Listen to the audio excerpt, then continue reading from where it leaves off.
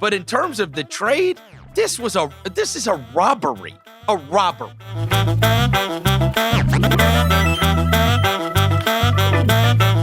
Now, somehow along the way, over the last couple of years, I have become a Russell Westbrook defender. That was never my intention on this, but I do have great respect for him as a player.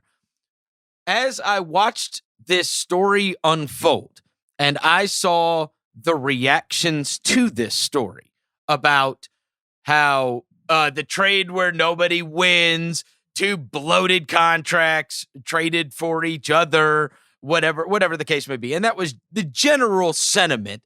I was absolutely floored. The dislike / disregard for Russell Westbrook has gone so insanely off the deep end that people were acting like this trade is anything close to fair when he is traded for a guy with the same contract who we have not watched play basketball since 2018 and is coming off a friggin' Achilles injury. All right?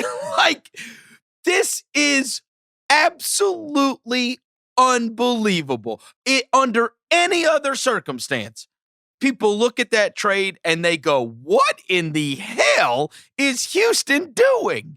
What are you doing? It'd be different if the contracts, if one ended before the other. But if we're just talking about level of play, peak John Wall was not what Russell Westbrook was. So now you're getting a guy who's coming off of 2 years of injury. It clearly makes Houston a lot worse. It clearly makes Washington a lot better. I'll listen to arguments about the pick, but in terms of the trade, this is a robbery. A robbery. Well, I mean, this was a situational trade. You had Russell Westbrook, who wanted out of Houston and did not appear at Rockets training camp. And according to Mark Stein tonight, James Harden has yet to arrive either. They expect him by Sunday. But we'll see about that. But Westbrook didn't show up. He didn't want to be there.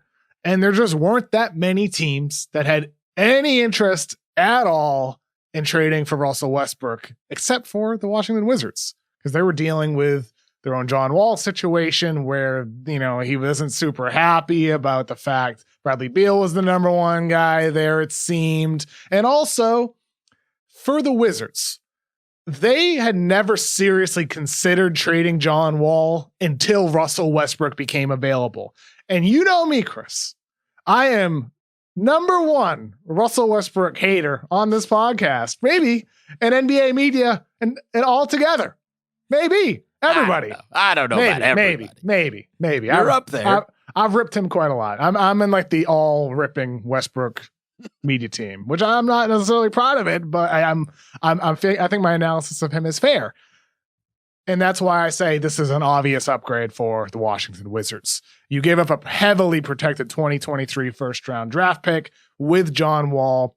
John Wall, who's coming off of a ruptured Achilles, has not played basketball in 2 years, who has a style of play that's largely dependent on explosiveness on attacks at the rim, on burst, on his drives, and just sudden change of direction. Those guys, historically, history's not kind to people coming off Achilles injuries like him. So for Washington, I just want to quickly summarize this. I wrote about this today on The Ringer too. Just quickly, like for the Wizards, this is a desperation move in the sense that you need to make the most of these next 2 years or else Bradley Beal is a goner. He's a goner. And so you get an upgrade despite Westbrook's flaws, despite the questions of the fit with Beal, which we'll get into. This is an upgrade. And for the Rockets, it is also a desperate move. Harden wanted out. Westbrook wanted out. You don't want to trade Harden for all the reasons we've got into in recent weeks. He's a top 10 player, an MVP candidate. You don't trade those guys without giving it a shot. But Westbrook, I've heard a lot of people in that front office viewed this as an opportunity to maybe recalibrate, maybe get better. And with John Wall, maybe he'll work out. I'm not optimistic that he'll be anywhere close to the same guy that we saw pre-injury, but even the guy we saw pre-injury was not prime John Wall. He was starting to decline a little bit. So for Houston, it's really a last-ditch effort to make things work with the new personnel. You get Christian Wood there now, you get a new coach in Steven Silas. It's a last-ditch effort to get things to work with James Harden before there's no option but to trade him or you lose him for nothing in free agency. It's a desperate move for both teams, but it was a move that had to be done. All I know is this, Kev. If we would have discussed a week ago what you could get in return for John Wall, even as much as people don't like Russell Westbrook, it's insane to think that they got that. You would think you're attaching all kinds of firsts and just to try to get off the contract. It's because he wanted out and nobody else really wanted him. Charlotte had some level of interest until it turned out they were going to get LaMelo Ball. New York, their interest, from what I understand, was minimal at best. They'd want more back in return with Russ to get that to happen.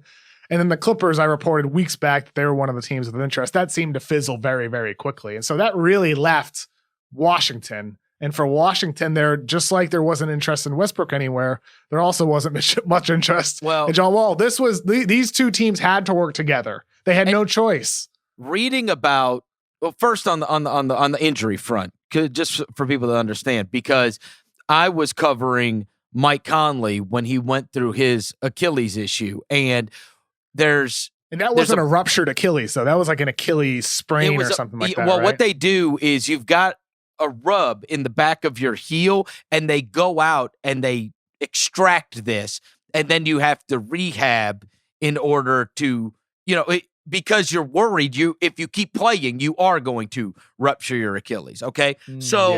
Wall got that same thing done that Conley did. And then in rehab, tore his Achilles. Yes.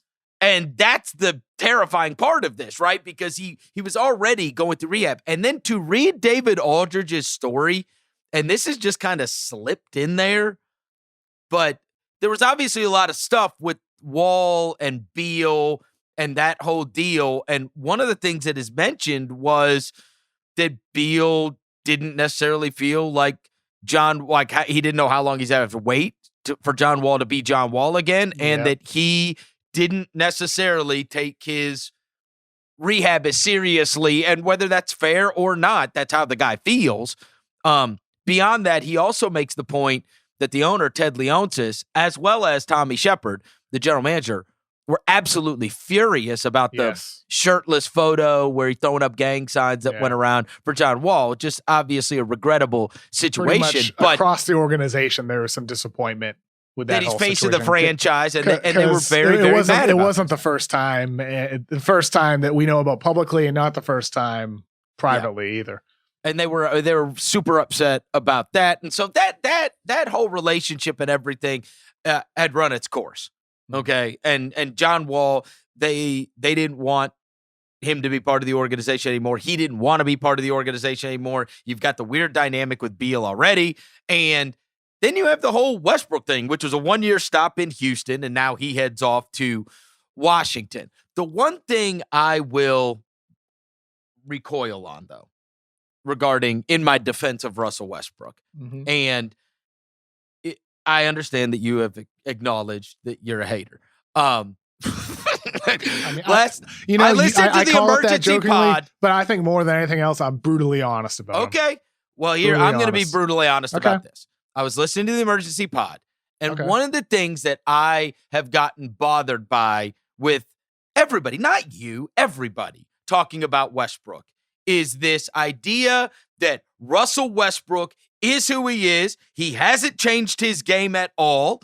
And this is what you're getting, this ball hog, this inefficient monster.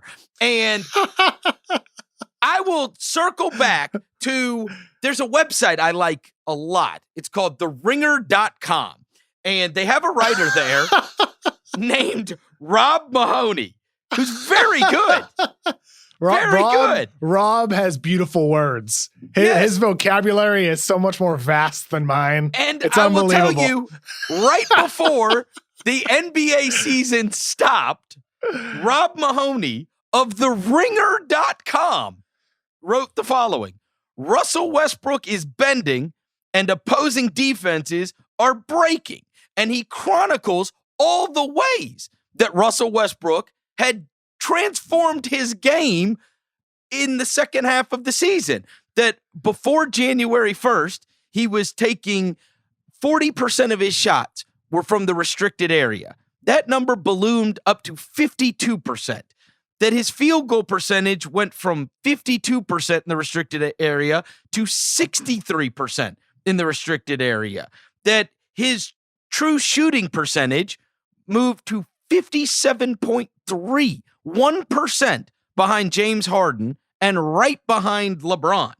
That he led the league in drives. He scored 15 points per game in the paint. And in fact, there's only two guys in the whole NBA that scored more points in the paint on average, and that was Giannis and Zion. That's it. That's the list. Giannis, Zion, and Russell Westbrook. And, like, I feel like he did. Now, he got COVID. He had the quad injury.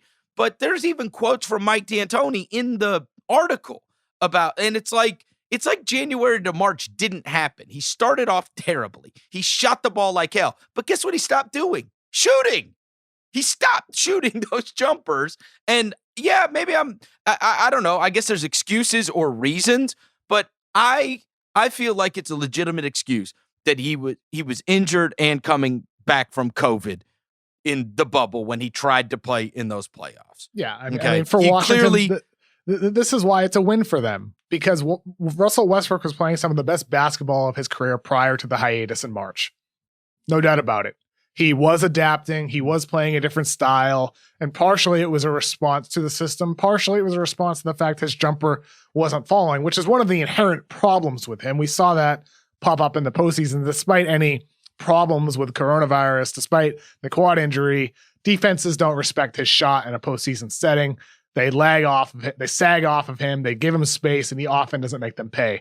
That's a whole different issue. Yeah. With Washington, to me, it's going to be very interesting to see the way these two fit, because with Bradley Beal, you have a player who, despite the fact he wasn't named to the All-Star team, despite the fact he didn't make All-NBA, averaged over 30 points per game, and he was incredibly efficient. He was unbelievable last season. He took the leap.